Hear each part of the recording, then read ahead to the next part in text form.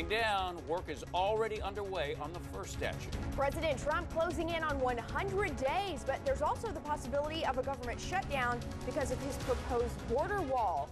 And there's a job opening, East Baton Rouge Parish Mayor's office. A new hire didn't work out after only a week on the job. Starting off cool once again, but warmer temperatures are on the way. I've got the forecast for your Monday and your week ahead coming up. A beautiful sunrise this morning. Is your drive beautiful too? I'll let you know coming up.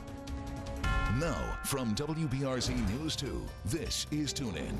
Good morning, and thanks for tuning in on this Monday, April 24th. I'm Kylie Dixon. Thanks for starting your day with us. I'm John Panstrak, along with Ashley and Josh. And man, a nice cool start to the morning. Not bad. Yeah, some locations in the 40s so far today. So if you enjoy that, Like that. enjoy today because we are going to get warmer as we go. All right, we'll check in with both of you in just a moment. But first, breaking overnight, Confederate monuments in New Orleans coming down. Yeah, crews began taking the first statue down this morning on Iberville Street. It's the Battle of Liberty place.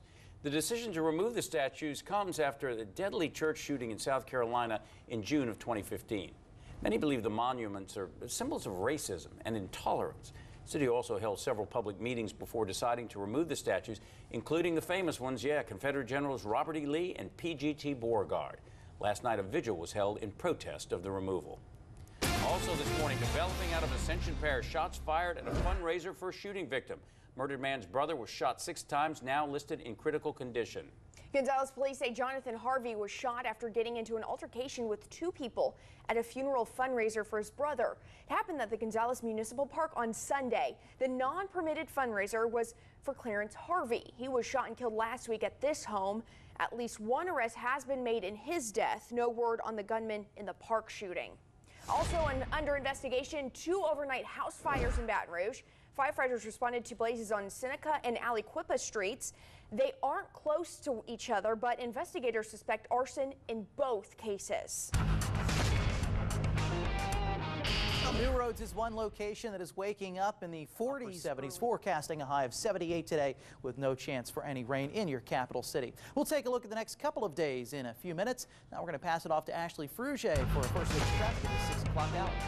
Thank you, Josh. It's 6:02, and there are no major problems out there for your drive, whether you're coming in on I-12 or I-10. So continue to drive safely, and of course, no distracted driving. Back to you guys. Thank you, Ashley. We continue with a bit of an inconvenience in New Orleans, but it's expected to pay off in the long run. Yeah, construction will begin today on improvements on Bourbon Street. City is spending some $6 million to repave and fix the iconic street, along with drainage issues underneath. Now, this will be the first time in a century the city plans to tear up parts of the street to make repairs. Looking ahead, help for flood victims who still need to fill out a survey to get financial aid. Restore Louisiana Homeowners Assistance Survey is active this morning, but if you still need to fill it out and you need some help doing it, you can visit the Charles R. Kelly Center today between 10 and 1 for assistance. The survey allows the Restore Louisiana Task Force to determine how to divide just over $1 billion from the federal government between those affected by the floods.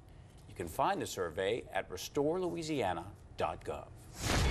Looking ahead, changes could be coming to laws surrounding benefits for the spouses of police officers killed in the line of duty. State lawmakers will bring that proposed bill up today. Tune In's Michael Vitzina joins us live from the state capitol with the proposed changes. Michael, what does this mean? Well, Kylie, there's 4 families here in Baton Rouge that can benefit directly from this bill, and that was the 3 families from the ambush last July, and the Anderson family, or Deputy Sean Anderson's family, from just 1 month ago. Now, these families may be facing some of the hardest times, but this bill is aimed at making it a little bit easier for them. Under current state law, it says that surviving spouses will receive 75% of the slain officer's salary if the officer was hired before 2010, and 80% of their salary if they were hired from 2011 to present. The proposed bill would change that. Senate Bill 7 proposes that 100% of the officer's salary would be paid to the surviving spouse if they were killed by an intentional act of violence in the line of duty, and it does not stop there. If it is indeed passed, it'll go back and give 100% of the officer's salary to the spouses of the officer killed by an intentional act of violence before June of 2017, undoubtedly affecting those 4 families, 3 from last July, and the Anderson family from 1 month ago. JP, Kylie. Michael Vincent reporting live this morning from the state capitol. Thanks for that. Well, looking ahead, a meeting tonight in Baton Rouge addressing crime in the city. Communities invited to come up with solutions in targeted neighborhoods. You can join the conversation at Brexaya Park on North Donmore. Crime review meeting begins at 6. On the crime beat, 5 people under arrest after a fight ended in gunfire. Investigators say a juvenile was fighting with Jordan Bradford over a $20 drug sale earlier this week. During the fight, the juvenile's brother, Tyler Elliott, got an assault rifle and shot at the group. These 5 people involved in the brawl now all face a list of charges. We've posted all the details at our website, WBRZ.com. Some residents in a gated community in Baton Rouge are taking action after a suspected thief was caught on surveillance video. Homeowners in the University Villa subdivision say this man has been trying to break into homes and has been successful at least once. At one home where he was caught on camera. Cameras are in plain view. The man was caught walking up to the house and even appeared to be armed with a gun.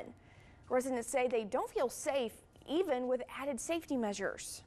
It was scary, especially the footage that we got. You know, a guy went back to his car and grabbed a gun. Who knows what he was planning? We thought it would provide some measure of security, but we're not so sure anymore. Residents have posted pictures of the suspect throughout the neighborhood and met with police last night to learn what more they can do. They are considering hiring a private security firm to patrol the neighborhood. Well, still to come on this Monday, the newly picked chief administrative officer in Baton Rouge is out after reports of him lying on his resume. His fibs caught up with him and cost him a new job. The whole story coming up. And former President Obama steps back into the spotlight, his first public gig after leaving the White House. We'll check that out as well. But right now to 6:07 on this Monday morning, 51 degrees outside. Don't go anywhere. Second hour tune-in is just underway. And hey, look what's on the way. A beautiful sunrise just for you on this Monday morning. We'll be right back.